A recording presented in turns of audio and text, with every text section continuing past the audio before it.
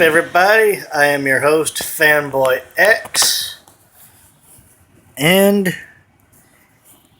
I'm going to give my thoughts on Catwoman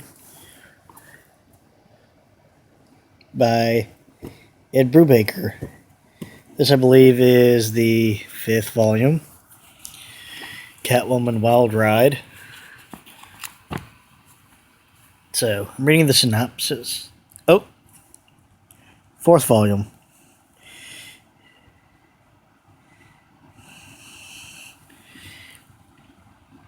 After the horrifying events in Catwoman Relentless, Selina and Holly are in desperate need of an escape from Gotham City, so the pair drive off on a classic road trip to various DC Universe locations, but the two women are in for way more than they bargained for as they face some mysterious and dangerous Egyptian thieves who seem to keep crossing their paths.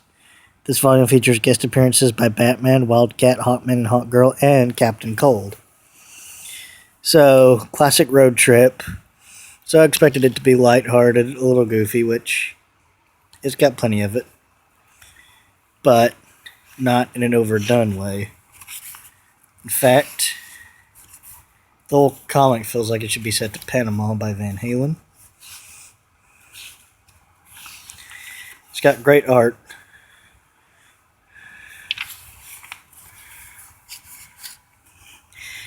There's a little mini story in the back. Slam Bradley, the McSweeney case.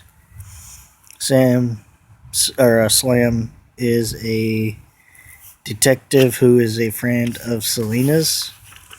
They're working on a case together. There's some great noir style stuff going on.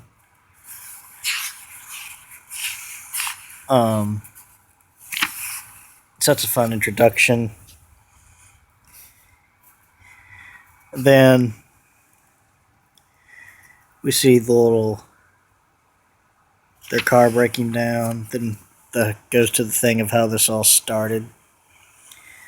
So Holly and Selina do in fact go on a road trip together. There was a surprise at the end, and it blew me away too, which I freaking loved. It should be noted that Holly, the redhead here, she was introduced in Batman Year One. Her and Selina basically grew up in the streets together, the red light district. Then they both became thieves, and now I'm not really sure what they do. But their car blows up. So they basically jack the car of the guy that stopped to help them. Get to that later.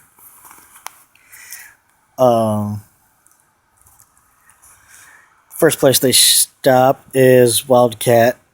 Is an old farm that Selina has that is taken care of by Ted Grant. And if you know anything about Ted Grant, you know that he is the old Justice Society member, Wildcat. So he's training Holly how to fight. Him and Catwoman go out on patrol together.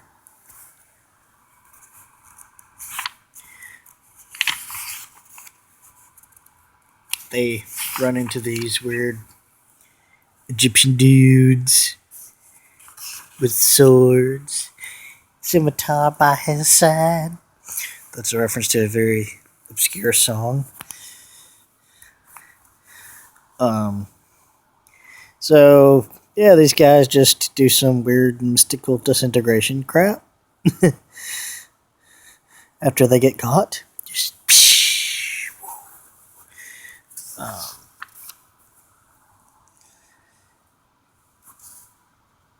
Catwoman just rushed up to the dais and put the cat statue back and got knocked on her butt. And Ted Grant had to give her mouth to mouth, which I'm sure he was not that upset about.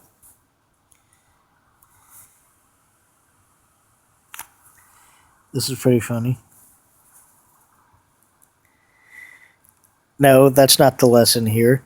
The lesson is that your actions have consequences, so you have to be careful. Don't go rushing up to some mysterious dais. Didn't you ever see Raiders? No, what is it? You're kidding me. Okay, I know what we're doing tomorrow night.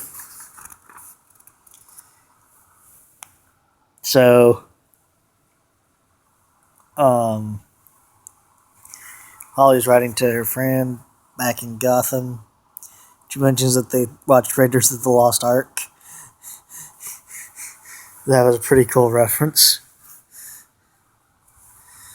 Being a fan of the movie myself.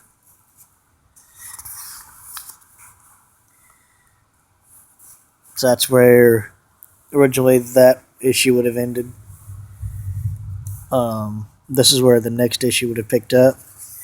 She's on a heist with Captain Cold to get some information about a guy she's looking for. That plays into the surprise at the end.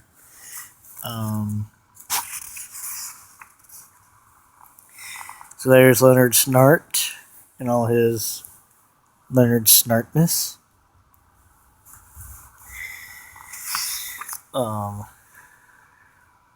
So basically, he decides to give her the information she needs if she'll help him steal something.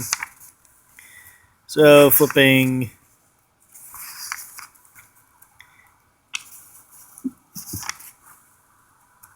a few pages, we see that what he wants to steal is the helmet of Jay Garrick, the Flash. Well, obviously, that does not go off without a hitch. So Catwoman ends up riding this armored subway car. It wrecks, catches on fire. It's about to blow up. She grabs the helmet, stuffs it in a bag. They get out of the sewer, the cops come. Catwoman does her thing to not get caught. Later she stashes it away. So basically makes Leonard hand her the information in return for her telling him where he stashed the helmet, which was the Keystone Bus Depot. And they get there only to find a letter from Jay Garrick. Him and Weather Wizard. Nice try, but not this time. You're just lucky. I have JSA duty tonight or I'd kick your butt all over time. So, it goes for you too, Wizard. So, yeah. Catwoman came out smelling like a rose on that deal. Say Bradley in a fight of some kind. Or Slam, excuse me. Slam Bradley in a fight with some kind. That ends up in a confrontation with him and Batman. Catwoman and Holly stop at a truck stop that's being ran by the mob. Well, it's being held up by these weird-looking redneck thug guys that give rednecks like me a bad name. Two typical males, one with fleeting testosterone and one that's probably at the prime of his. They basically end up in a knockdown slam, and Batman basically end up in a knockdown drag fight. Knockdown drag out fight over Selena Kyle. Ding ding ding. So anyways, Selena and Holly stop this hold up.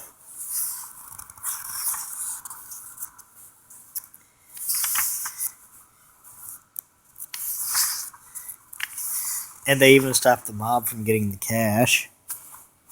They go about their way. So then Batman put their crap aside.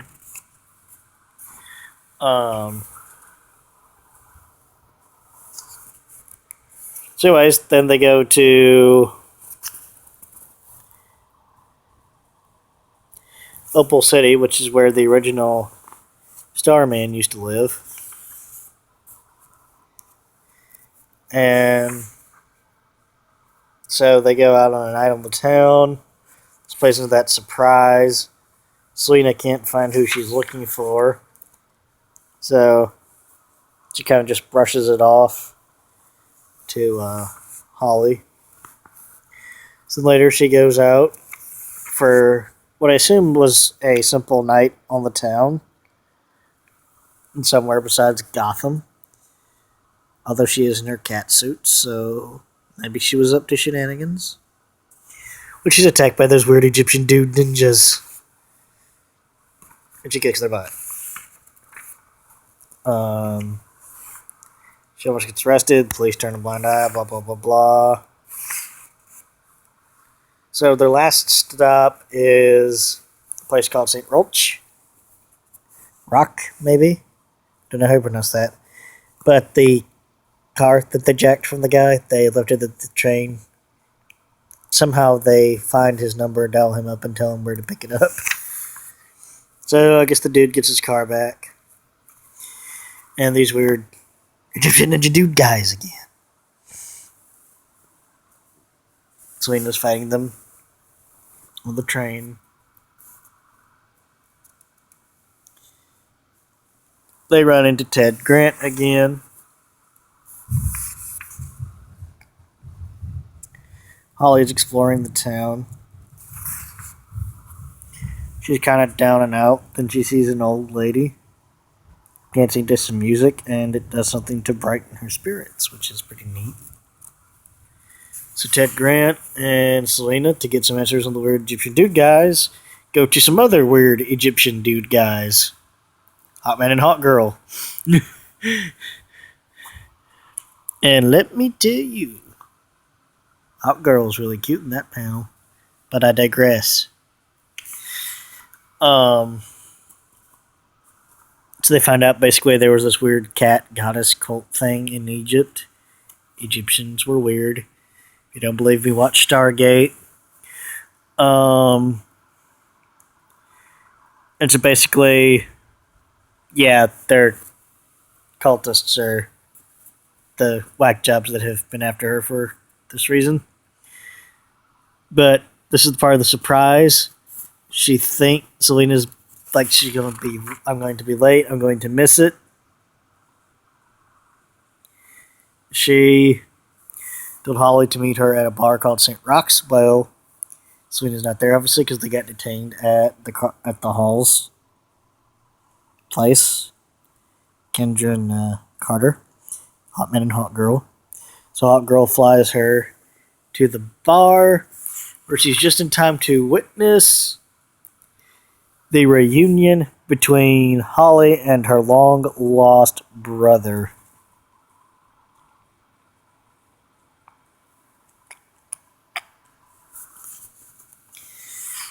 And that was the surprise. That's what the whole road trip was about. And it was amazing to see that coming at the end. And Selena even got to be there to witness it. And there's kind of some girl talk between Selena and Hot Girl.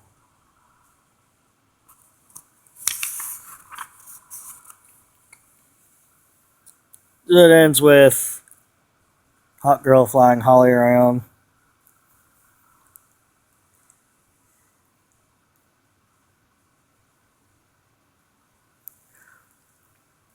They're going back to Gotham. And it ends on sort of a cliffhanger where we see a semi-truck. And on top of that semi-truck, those cultists. And that shows the covers for each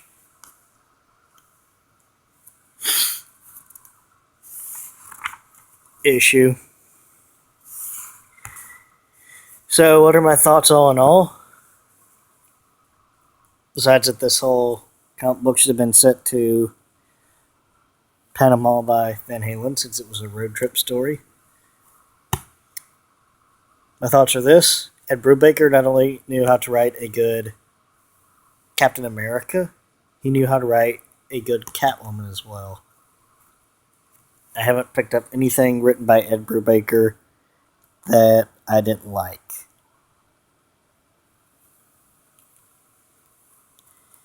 I don't know if he's still in the industry. I hope so. If not, he was a legend in his day. This is Fanboy X. Over and out.